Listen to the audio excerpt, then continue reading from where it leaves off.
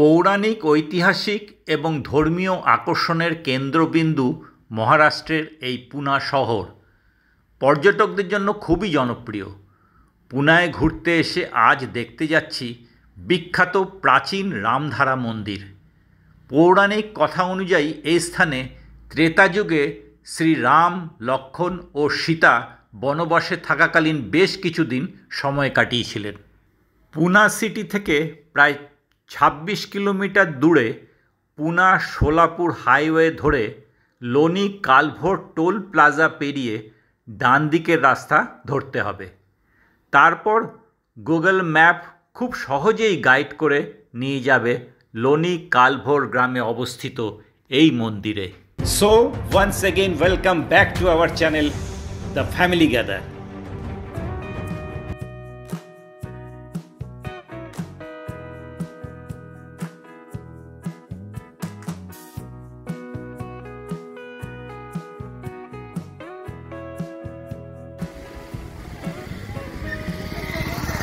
এটা হচ্ছে parking place. 4 হুইলারের জন্য 40 টাকা আর 2 হুইলারের জন্য 20 টাকা। এন্ট্রি ফি ভারতীয়দের জন্য 10 টাকা এবং ফরেনারদের জন্য 200 টাকা।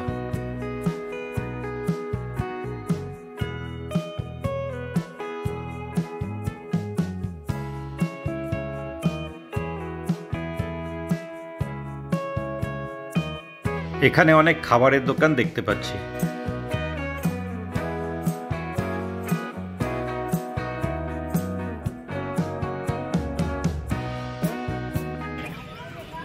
এখন আমরা এই রাস্তা দিয়ে চলেছি, এখান দিয়ে ঢুকবো। সামনে গেট, এর ভেতরে আমরা প্রবেশ করছি। চারিদিক সবুজে ভরপুর, অনলি গ্রিনারি। যদিও সামার সিজন চলছে, এখানে এসে কোনো রকম গরমই ফিল হচ্ছে না, এত গাছগাছালির জন্য সুন্দর শীতল হাওয়া বইছে।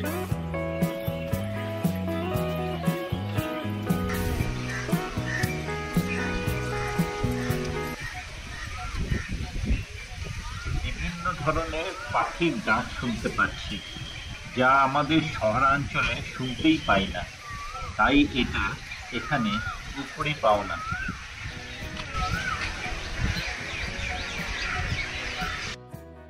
তিন দিকে জল আর পেছনে ওয়েস্টার্ন ঘাটসের সাহেদ্রি পাহাড় দ্বারা পরিবেষ্টিত, দেখতে মনে হয় দ্বীপের মধ্যে ভাসমান এই রাম মন্দিরটি। অপূর্ব দৃশ্য, এত মনোমুগ্ধকর পরিবেশ যে এখানে সারাটা দিন কাটানো যায়। জানতে পারলাম এই মুহূর্তে মন্দিরে ভোগ আরতি হচ্ছে। এখন মন্দিরের দরজা তাই বন্ধ।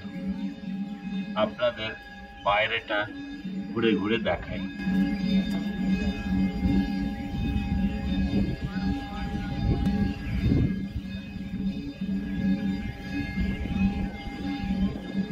ওয়াইল্ড লাইফ প্রোটেকশন অ্যাক্টের ওপর বেশ কিছু পোস্টার চোখে পড়ছে।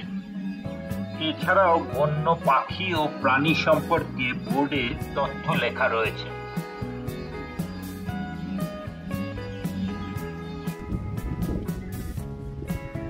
এই জায়গাটা খুব সুন্দর বসবার জায়গা, এরকম বহু জায়গা করে রাখা আছে।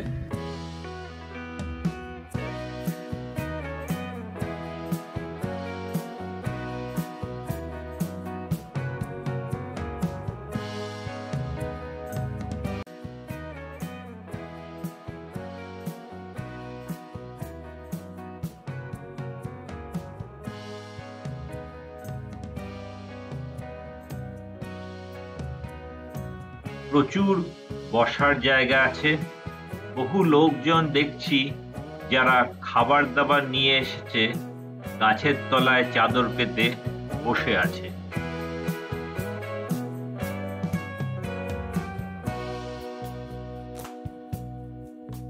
বিশাল বড় একটা হাতির স্কাল্পচার, এখানে দাঁড়িয়ে অনেকে ফটো তুলছে।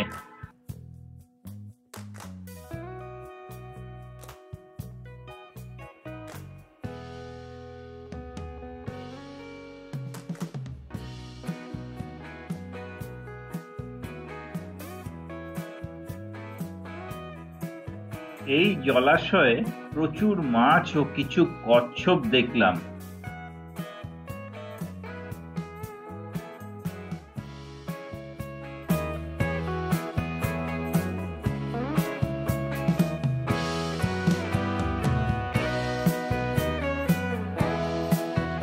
আর এই মাত্র জলে মন্দির প্রাঙ্গণ থেকে মাছের খাবার ছড়ানো হলো। দেখুন, জলের উপর সাদা ফেনার মতন মাছের খাবার ভেসে আছে।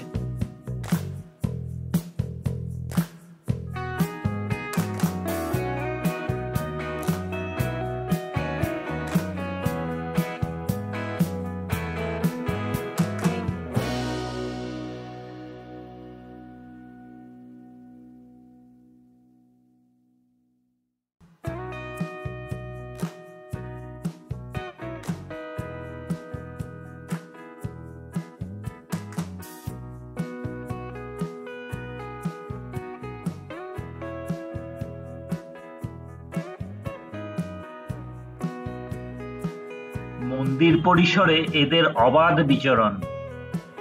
একটু দূরে পাহাড়ের উপরে একটা ছোট্ট শিব মন্দির রয়েছে। আমরা খানিকটা ট্রেক করে উঠে ওখানে গিয়ে আপনাদের দেখাবো।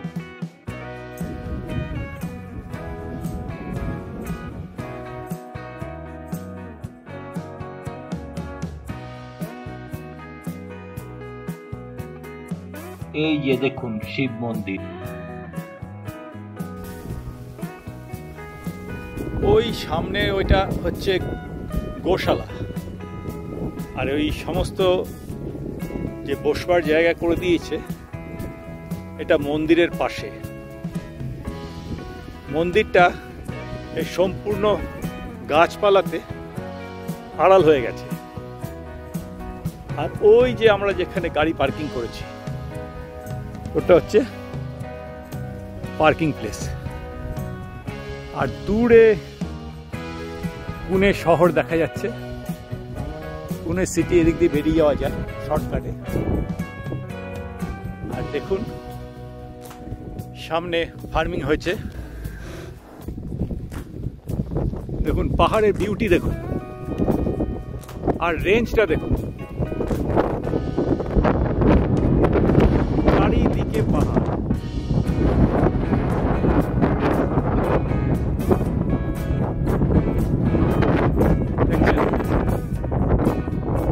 অপূর্ব সৌন্দর্য। বর্ষাকালে যদি এখানে আসেন আরেকটা রূপ আপনারা দেখতে পাবেন। উপর থেকে নেমে গোশালার পাশ দিয়ে এখন মন্দিরের দিকে যাচ্ছি। গরুগুলি সব কাছে চলে এসছে, ভাবছে বোধহয় আমি ওর জন্য কিছু খাবার টাবার নিয়ে এসছি।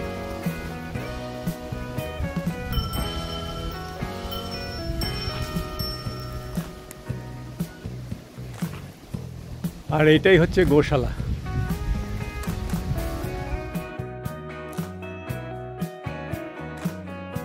মন্দিরটির নামকরণ রামধারা রাখা হয়েছে কারণ এটি ভগবান শ্রী রামের পূজার উদ্দেশ্যে নিবেদিত।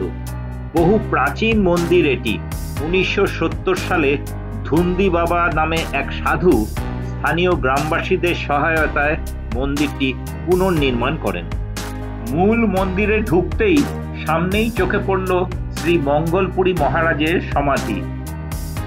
সামনে এগোতে দেখতে পেলাম ছোট্ট একটা মন্দিরে ভগবান শ্রী গণেশের মূর্তি। আরও এগোতে চোখে পড়ল পদ্মের আকৃতির উপর একটি মন্দির, যেখানে রয়েছে ভগবান শ্রী বিষ্ণুর 10 অবতার।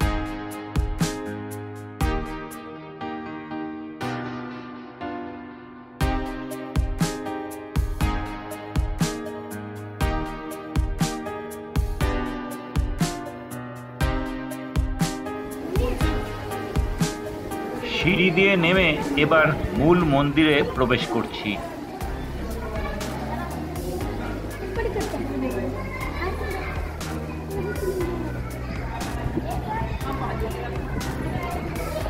চারিদিকে গাছ আর জলের ধারে মন্দির হওয়াতে মন্দিরের ভেতরটা বেশ ঠান্ডা। বাইরের রোদের তাপ বোঝাই যাচ্ছে না।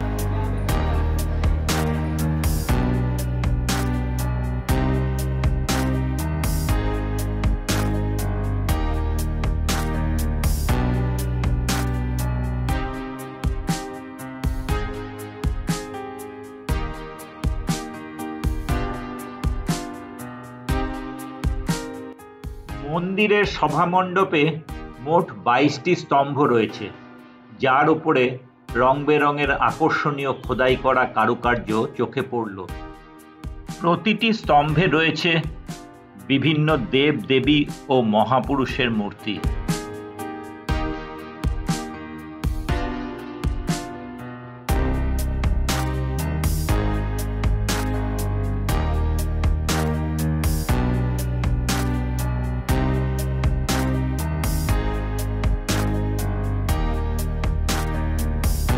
দেওয়ালে রয়েছে পৌরাণিক কথার বিভিন্ন 3D পিকচার্স।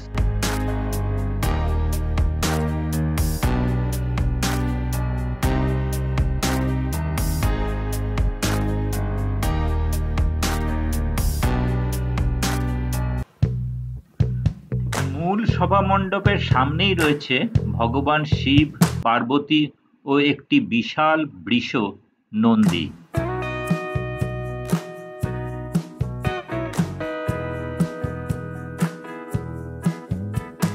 এবার ভগবান শ্রী রাম, লক্ষ্মণ ও মাতা সীতার দর্শন করি।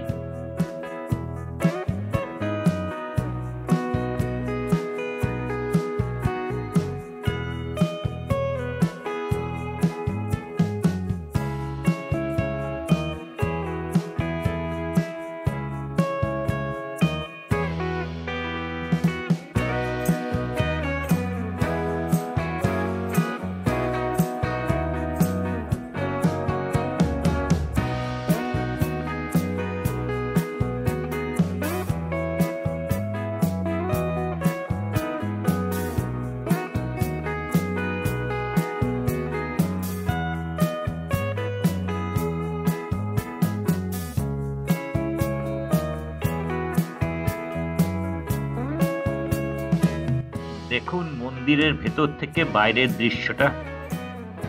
এই মন্দিরটি সকাল 6টা থেকে বিকেল 5টা অবধি খোলা থাকে। এই স্থানের প্রধান আকর্ষণ হলো পাহাড়ে ঘেরা হ্রদের পাড়ে অবস্থিত মন্দির আর গ্রিনারিতে ভরপুর মন্দির পরিসর। সত্যি রামধারা মন্দিরটি তার মোহনীয় প্রাকৃতিক পরিবেশের জন্য হিডেন জেম অফ পুনে আর পর্যটকদের কাছেও প্রধান আকর্ষণের জায়গা।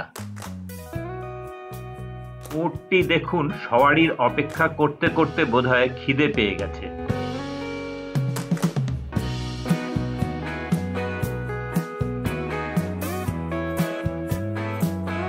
আখের রস খেয়ে এবার ফেরার পালা। আজকের ব্লগ এখানেই শেষ করলাম। ভিডিওটা শেষ পর্যন্ত দেখার জন্য ধন্যবাদ। আবার দেখা হবে পরের ব্লগে কোনো এক নতুন জায়গায়। সঙ্গে থাকুন, দেখতে থাকুন আমাদের চ্যানেল দ্য ফ্যামিলি গ্যাদার।